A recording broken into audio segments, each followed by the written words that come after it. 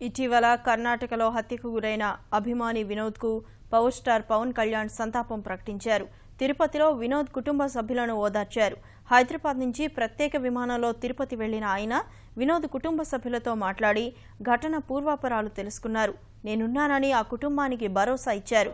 ఇలాంటి ఘటనల్లో నిందితుల్ని వదలవద్దన్న పవన్ కఠిన శిక్ష విధించాలని ప్రభుత్వాన్ని కోరారు. కోలార్ ప్రాంతంలో మరో నటుడి అభిమానితో జరిగిన ఘర్షణలో వినోద్ చనిపోయాడు.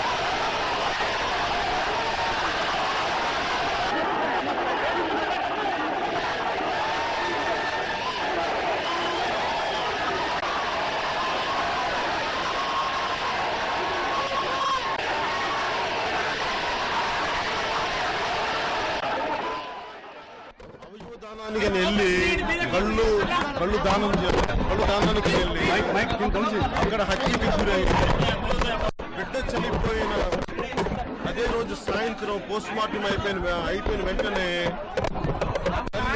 బిడ్డను కోల్పోయి కూడా బిడ్డ మాట ఇచ్చాడు అని చెప్పి కళ్ళను కూడా వెంటనే తీయించేసి ఇంకొకరికి కల్పించేశారు. అలాంటి సమాజానికి ఉపయోగపడాలన్న కుటుంబం నిజంగా అలాగే ప్రజా సంక్షేమం కోసం ప్రజల కోసం పనిచేసే ఒక నవయువకుడు ఇంజనీరింగ్ చదువుకొని సిఆర్ఈ పాస్ అయ్యి 2 నెలల్లో అమెరికాకి వెళ్ళబోదాం అనుకుంటున్న ఒక యువకుడు సమాజానికి ఉపయోగపడే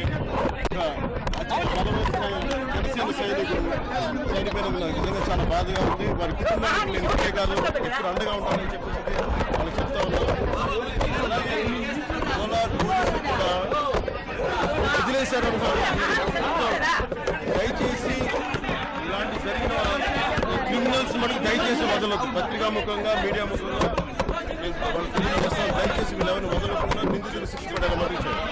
అంటే నేను అది ఎలా ఆలోచిస్తానంటే ఇది అభిమానులు కంటే కూడా నిజంగా హీరోలు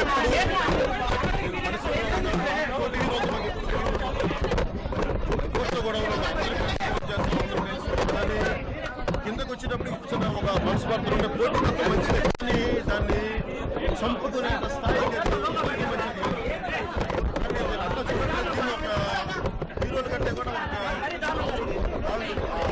క్షణికావేశంలో ఉన్న ఏదన్నా కావచ్చు కానీ అది చంపడం అడుగుతాం. అభిమానాన్ని మితిమీరిన స్థాయికి మటుకు తీసుకెళ్లి దాన్ని హింసకు దారి తీయకుండా తీసుకుంటాం.